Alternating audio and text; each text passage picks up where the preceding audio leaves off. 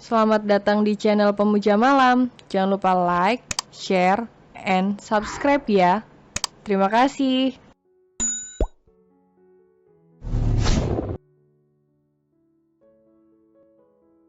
Episode 20, Ciuman Manis Sang Kakak Tiri.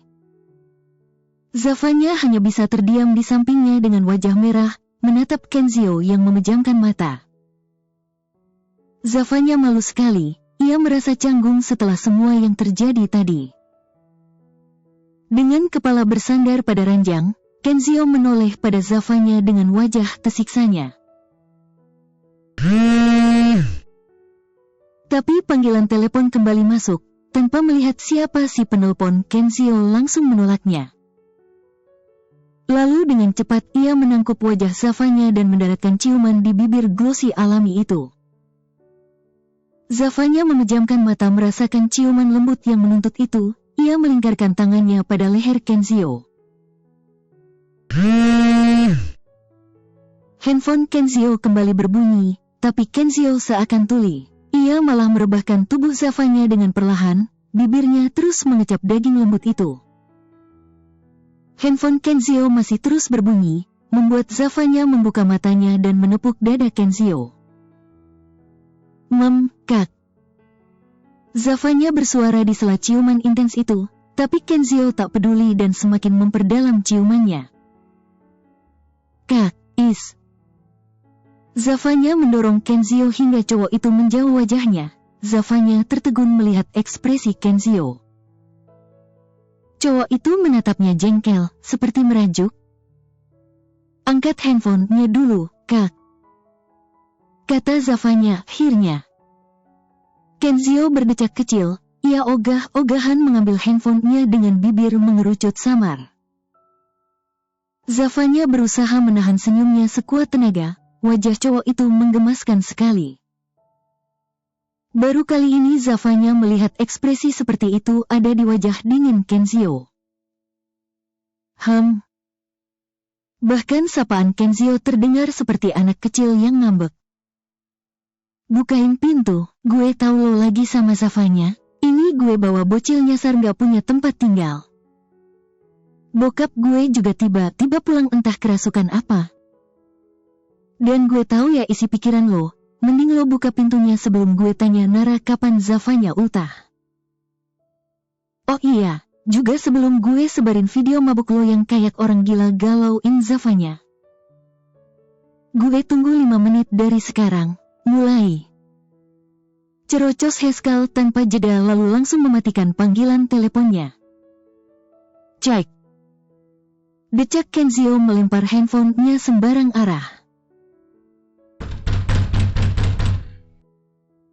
Zafanya meringis mendengar pintu apartemen digedor-gedor, dan pelakunya sudah pasti Haskell.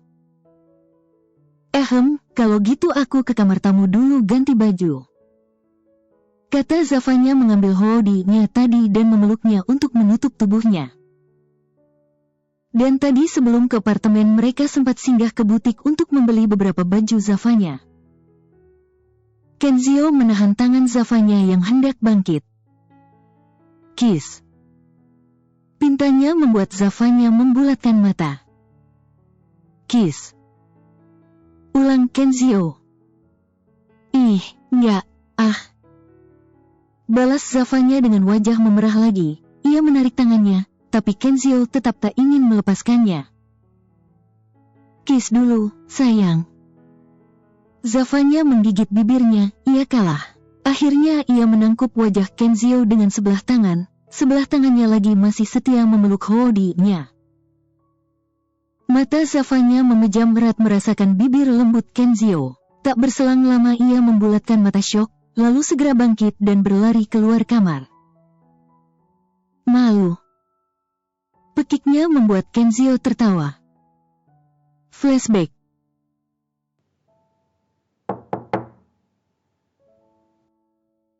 Udah belum, Cil, lama amat. Nggak ada baju lain, Om? Tanya Zelain di balik pintu kamar mandi. Lo manggil gue Om sekali lagi gue buang lo ke danau, iya. Ancam Haskell. Ada baju lain, Kak? Ulang Zelain. Nggak ada. Sahut Haskell bete. Yang lengan panjang? Nggak ada, udah cepet keluar. Akhirnya Zelain membuka pintu dan muncul dengan memakai kaos oblong Haskell. Haskell berdecak-decak melihat baju kaosnya mencapai betis Zelain. Lengan pendek baju itu bahkan hampir menutupi keseluruhan tangan Zelain. Buat apa bocah itu minta baju lengan panjang lagi? Ayo, kita makan dulu, abis itu gue anterin pulang. Kata Haskell meraih tangan Zelain hingga lengan bajunya tersingkap. Haskell mematung sesaat. Ia langsung berlutut di depan Zelain dan menyingkap kedua lengan baju Zelain. Lengan putih itu dihiasi banyak luka lecet dan memar-memar biru, hijau, ungu. Ini, kenapa bisa gini? Siapa yang lakuin ini ke lo? Lo dibully di sekolah? Tanya Haskell meringis. Ibu jarinya mengelus sisi lengan Zelain yang membengkak. Ia dapat membayangkan betapa sakit dan nyerinya. Atau lo dipukul orang rumah, makanya nggak mau pulang? Tanya Haskell lagi menatap mata Zelain. Akhirnya Zelain bergumam pelan sembari mengangguk. Dipukul siapa? Tanya Haskell lembut. Ia kembali menurunkan lengan baju Zelain. Pengasuh aku dari kecil. Jawab Zelain pelan. Ia tak terlihat sedih, tak terlihat terluka dan tak terlihat kesakitan. Mata bulat itu terlihat sangat tegar dan sabar, seakan biru-biru di tangannya ini bukanlah apa-apa. Haskell menarik anak itu untuk duduk sofa di kamarnya. Lalu ia berbicara di intercom. Meminta para pelayan mengantarkan makan malam mereka ke kamarnya. Lalu ia duduk di karpet menghadap Zelain yang duduk di atas sofa. Semuanya dipukul pengasuh lo? Tanya Haskell yang langsung mendapat anggukan kecil dari Zelain. Kok bisa pengasuh pukul majikan? Kenapa lo nggak bilang orang tua lo? Cil, ini udah parah banget. Zelain menggeleng pelan. Papi nggak pernah peduli sama aku. Dia nggak pernah sayang aku sejak mami meninggal pas aku umur 4 tahun. Aku udah berusaha cerita telepon papi pakai telepon rumah, tapi papi nggak pernah percaya sama aku. Papi lebih percaya sama nenek lampir itu daripada sama aku. Haskell mengernyit kesal, dia emosi. Papi lo punya hubungan gelap kali sama pengasuh lo, si nenek lampir itu. Hubungan gelap? Ulang Zelain. Haskell mengangguk, ia menyuruh Zelain sedikit menunduk lalu berbisik. Lo pernah dengar suara ah gitu nggak dari kamar papi lo atau kamar pengasuh lo? Ah. Ulang Zelain dan Haskell mengangguk. Making love, bercinta. Tambah Haskell membuat Zelain mengernyit. Cinta apa? Tanya Zelain, tidak mungkin papinya mencintai pengasuhnya. Haskell mengicing. Masa nggak tahu? Dan Zelain menggeleng. Anu ketemu Anu masuk ke Anu. Kata Haskell membuat Zelain makin bingung. Nggak jelas Om. Kata Zelain kesal. Haskell berdecak kesal dipanggil Om. Lo tahu hubungan badan, hubungan suami istri bikin bayi di kamar? Kata Haskell emosi, yang akhirnya Zelain mengangguk ragu. Lo tahu caranya?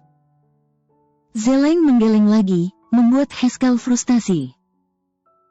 Yang kayak gini tahu, kan? Haskell menggerakkan jarinya yang membentuk sesuatu, dan Zelain semakin mengernyit tak paham. Serius nggak tahu ini? Tanya Haskell tak percaya sembari menggerak-gerakkan jarinya, dan Zelain tetap menggeleng. Polos amat.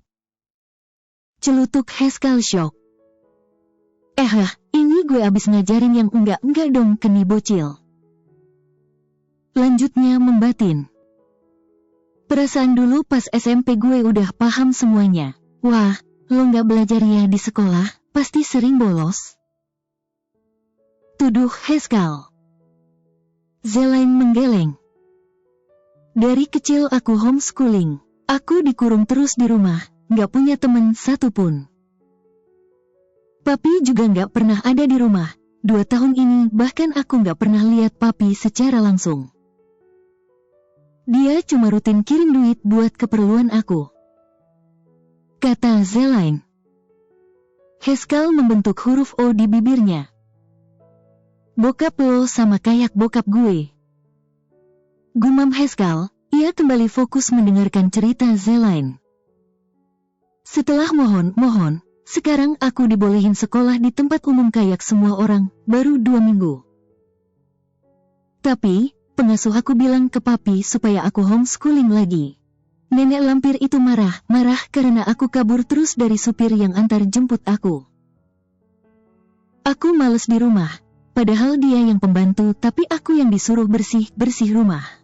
Aku nolak juga percuma, yang ada aku dipukulin terus.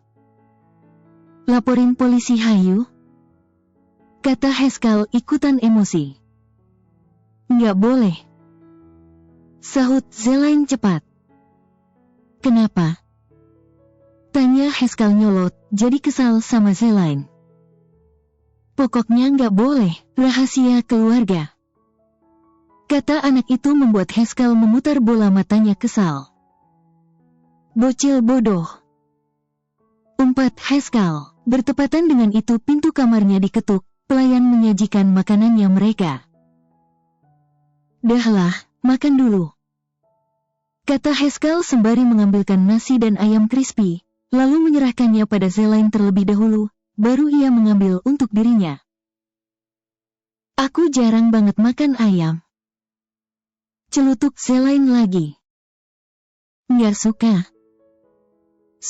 Suka banget. Terus kenapa jarang? Tanya Haskell. Nggak dibolehin, aku nggak pernah makan enak. Haskell mengernyit, padahal jika dilihat dari penampilan dan barang-barang seperti tas sekolah dan sepatu Zelaine, dia pasti masuk ke golongan ekonomi menengah ke atas, atau mungkin memang masuk golongan ekonomi atas. Karena Haskell tahu betul seragam sekolah Zelaine, sebab ia pun dulu SMP di sana. Sekolah itu benar-benar untuk para elit kelas atas. Wah, Haskell jadi mikir kejauhan tentang identitas Zelaine sebenarnya. Nama lengkap lo siapa? Tanya Haskell. Zelaine Aisa Putri. Haskell mengangguk-angguk. Nggak ada marga? Batin Haskell. Nama bapak lo? Tanya Haskell lagi. Kepo banget sih, Kak. Kata Zelaine membuat Haskell mencebik. Kenapa lo jarang makan enak? Tanya Haskell mengalihkan pembicaraan. Zelaine menjawab setelah nasi di mulutnya habis. Soalnya makanan aku semuanya selalu dimakan sama pengasuh aku. Aku cuma dikasih nasi, kuah sayur atau bumbunya doang sama tahu tempe kadang-kadang. Aku lebih sering makan mie instan. Gila, nggak ada akhlak pengasuh lo. Zelaine mengangguk setuju. Aku pasti kekurangan gizi gara-gara dia, makanya aku nggak tambah tinggi. Gerutu Zelaine. Kali ini Haskell yang mengangguk heboh karena setuju.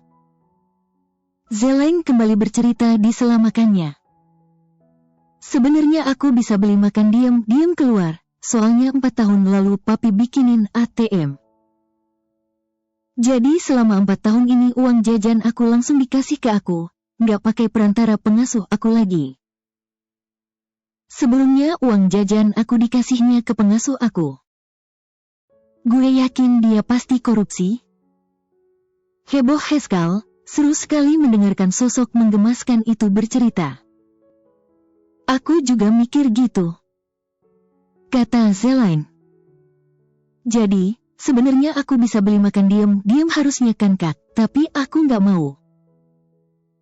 Aku tabungin uang jajan aku selama 4 tahun ini. Aku mau minta papi buat berhentiin pengasuh aku dulu. Kalau papi nggak mau, Aku bakal kabur dari rumah itu pakai uang tabungan aku itu dan hidup sendiri. Lagian papi kayaknya nggak bakal peduli. Mungkin dia bakal seneng karena nggak perlu ngasih aku uang lagi. Pokoknya aku mau hidup sendiri. Uang tabungan aku pasti bakal cukup buat hidup 2 atau 3 tahun lagi.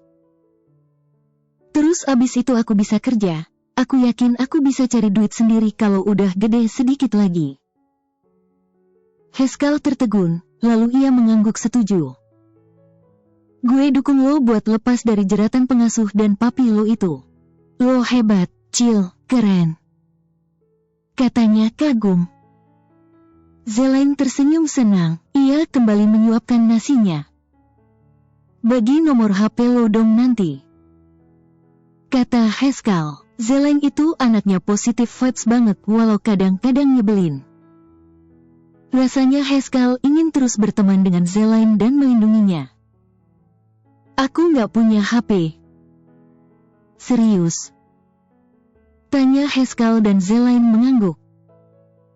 Pantas saja anak ini begitu polos, karena setidaknya jika punya handphone dia tidak akan sepolos itu. Karena semuanya tentu saja bisa dia akses oleh benda itu. Gue beneran abis polosin anak orang, anjir. Batin Haskell kembali teringat dengan pembicaraan terkaitnya tadi. Mereka lalu makan dengan hikmat. Setelah itu Haskell membawa Zelaine ke lantai bawah. Berniat membawa anak itu ke rumah sakit supaya luka-lukanya bisa diobati. Tapi Haskell langsung berhenti bergerak seperti patung saat mendengar suara sang ayah di rumah tamu. Sontak ia langsung menarik Zelaine menjauh dari sana. Bibi. Panggil Haskell berbisik pada kepala pelayan yang telah mengabdi selama 20 tahun di keluarganya. Itu papa kapan pulang? Tiba-tiba banget. Tanya Haskell. 5 menit lalu, Haskell menggaruk belakang kepalanya. Bilangin Ekal di apartemen ya, Bi. Terus jangan bilang juga soal nih bocil. Kata Haskell lalu langsung menarik Zelaine menuju pintu belakang. Mereka berjalan bersisian mengelilingi tembok pembatas tanah menuju gerbang utama rumah keluarga Regantara ini. Kita obatin lebam lo, abis itu gue antar pulang, ya? Kata Haskell menghentikan langkahnya saat sampai di jalan depan rumahnya. Zelaine menggeleng pelan. Bokap gue tiba-tiba pulang masalahnya, chill. Kalau dia nggak ada di sini lo pasti bakal gue bolehin nginep. Kata Haskell berjongkok. Lo nggak ada punya saudara, atau teman baru di sekolah? Zelaine menggeleng. Kak Haskell anterin aku ke minimarket 24 jam aja. Kenapa gitu? Aku bisa pura-pura ketiduran di situ. Lo pernah tidur di minimarket? Kaget Haskell. Maksudnya gimana? Emang bisa di kursi minimarketnya aja gitu? Pernah beberapa kali sejak aku sekolah biasa. Kata Zelaine santai. Lagian lebih baik di situ daripada di rumah. Aku bisa jajan tanpa direbut sama nenek lampir itu. Kadang aku emang gak bisa nahan buat jajan, sih, Kak. Haskell terdiam beberapa saat. Ia lalu berdecak pelan. Ia menatap wajah polos itu bergantian dengan lengan Zelaine yang lebam-lebam. Ia mengelus sekilas rambut Zelaine, lalu menarik tangan anak itu menuju gerbang rumah. Oke, gas, kita ngungsi tempat lain. Yuk, kita maling mobil dulu ke rumah gue. 2 orang dengan tinggi yang beda jauh itu berjalan riang di keluar dari lift mall dengan banyak belanjaan. Beberapa saat lalu, setelah dari rumah sakit, mereka langsung berbelok ke mall ini. Haskell membelikan Zelaine handphone keluaran terbaru, beberapa pakaian yang salah satunya langsung dipakai, juga beragam makanan dan cemilan. Ini serius aku boleh ambil ini semua? Tanya Zelaine untuk kesekian kalinya sembari melirik beberapa paperback yang di tangannya. Iya. Jawab Haskell emosi. Sekali lagi lo nanya, gue jual semuanya termasuk lo juga. Abisnya aku nggak enak, kata Zelain pelan. Mereka berjalan bersebelahan di basement mall, menuju mobil Haskell yang terparkir di ujung. Tenang, duit gue banyak, balas Haskell sombong. By the way, lo paham nggak cara pakai HP-nya? Tanya Haskell yang dijawab Zelain dengan anggukan antusias.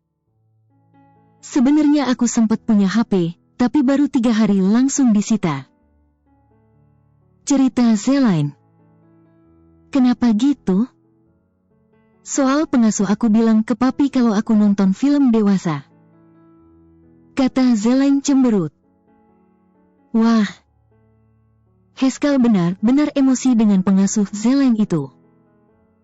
Dia punya dendam apa sih sama lo sampai tega fitnah lo kayak gitu? Nggak rela banget kayaknya lihat lo bahagia sedikit aja. Enggak fitnah kok. Celutuk Zelain membuat Haskell menghentikan langkahnya. Maksud? Tanya Haskell. Lo, beberan nonton film dewasa? Zelain mengangguk dan Haskell langsung menatapnya tak menyangka. Jadi dari awal lo pura-pura polos?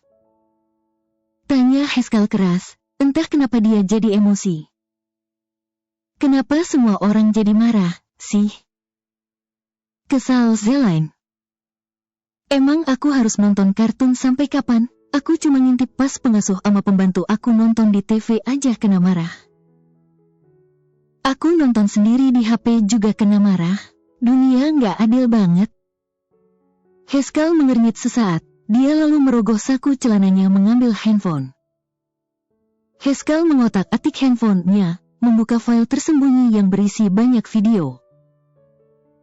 Ia lalu membuka salah satu video itu hingga terdengar suara desahan 2 orang di atas kasur.